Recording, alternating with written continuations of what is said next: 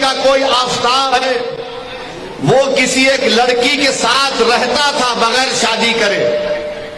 उसने उस लड़की का कत्ल कर दिया बेदर्दी से, और हमने उसकी मजम्मत की, सबने मजम्मत की।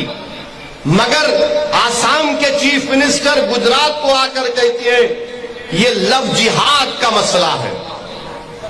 अरे एक खातून पर, एक महिला पर जुल्म होता है, उसका कत्ल कर दिया जाता बेदर्दी से, और आसाम के मुख्यमंत्री आकर कहती है लव जिहाद का किस्सा है।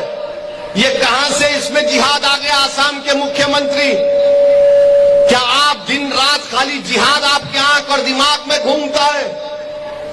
अरे वो दोनों साथ रह रहे थे, उसने जुल्म किया, हम उसकी मजम्मत करते। इसका दीन से क्या ताल्लुक, मजहब से इसका क्या ताल्लुक? अच्छा, सच्चाई क्या है बाप सुनो। मैं बोलना चाहूंगा कि सच्चाई ये है कि एक राहुल नामी शख्स गुरुग्राम में उसने अपनी बीवी का कत्ल किया, उसकी बॉडी को सूटकेस में रखा। क्यों कत्ल किया? क्योंकि वो सेलफोन और टीवी देखने का मुतालबा करती। उसकी जिस्म को उसने बेदर्दी से उस पर लाश के ऊपर मारे लगाई। तो क्या आसाम के मुख्यमंत्री राहुल का नाम नहीं लेंगे? खाली आफ्ताब का नाम लेंगे? और फिर फरीदाबाद में एक महिला का रेप हुआ, उसको जान से मार दिया गया, उसका नाम मनोज था। तीसरा, एक आदमी ने अपनी गर्लफ्रेंड की डॉटर को, उसकी बेटी को, उसका जो भी बदतमीजी किया, और उसके बाद उसने ऐसी गंदगी की कि उसकी गर्लफ्रेंड की बेटी को साथ माने मारकर उसके साथ बदतमीजी की, लाश के साथ। उसका नाम क्या था? आजमगढ़ में एक प्रिंस यादव नाम का आदमी है, जिसने अपनी गर्लफ्रेंड का कत्ल किया, जिस्म से सर को निकाल दिया, जिस्म के 6 टुकड़े करके गांव के एक बौली में फेंक दिया। इसका नाम बोलो बीजेपी वालों, नहीं बोलेंगे।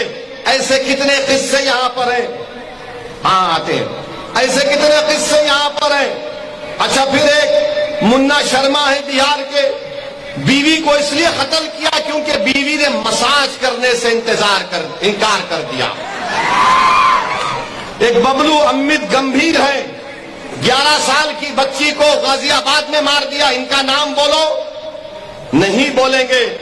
मेरे अजीज दोस्तों और बुजुर्गों, भाजपा को इनको खाली आफ्ताब का नाम याद आ रहा है। इतने नाम मैं गिनाऊं। अच्छा, हमारे टीवी वाले जो कई दिन से खाली आफ्ताब बोल रहे हैं, प्रिंस यादव का भी तो नाम बोलो। अरे कितनी नफरत दिखाओगे तुम? एक महिला पर, एक खातून पर जुल्म होता है, इसलिए होता है कि मर्दों में जो बीमारी है औरतों पर जुल्म करने की, इसीलिए औरतों पर जुल्म करते हैं। आप उनकी बीमारी को ठीक करो। औरत पर जुल्म जो करते हैं, उनको अगर मजहब का चश्मा लगाकर देखा जाएगा तो ये बड़ी नाइंसाफी होगी।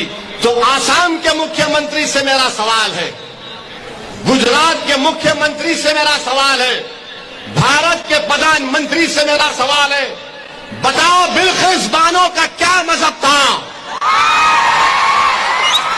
बिल्किस बानो को रेप करने वालों को मोदी जी आपने क्यों छोड़ा?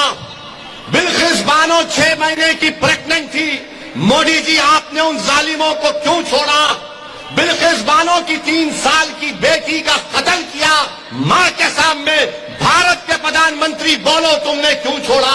बिल्किस बानो के साथ उसकी मां का रेप हुआ, कत्ल किया गया, उसके परिवार के 11 लोगों की हत्या की गई, बोलो मोदी जी आपने क्यों छोड़ा? आपने इन जालिमों को क्यों छोड़ा? बोलो आसाम के मुख्यमंत्री, बिल्किस बानो का नाम तुम्हारी जबान पर नहीं आता। अरे सबसे बड़े इंसानियत के दुश्मनी करने वाले आप लोग हैं कि बिल्किस बानो की बेटी के कातिलों को देश के प्रधानमंत्री छोड़ते हैं। मोदी जी, ये सबका साथ, सबका विकास, सबका विश्वास नहीं, ये तो धोखा है गरीबों से, ये जुल्म है भारत की महिलाओं से, ये जुल्म है उन मासूम बच्चों से जिन्होंने अपनी मां और बाप को खोया। मेरे अजीज दोस्तों और बुजुर्गों, ये सच्चाई है। क्या भाजपा बिल्किस बानो के ऊपर बोलेगी?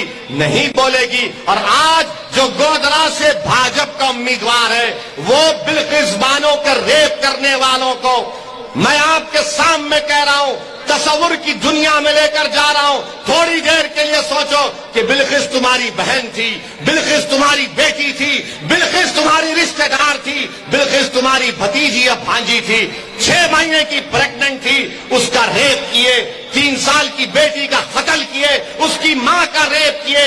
और अगर कोई जुल्म करके उसको छोड़ देता है तो आपके दिल पर क्या गुजरती, आप सोचो मेरे अजीज दोस्तों और बुजुर्गों, क्या गुजरती होगी आप पर, मुझ पर। देश के प्रधानमंत्री, क्या आपको तकलीफ नहीं हुई? आप तो गुजरात के मुख्यमंत्री थे जब बिल्किस बानो से यह हुआ था।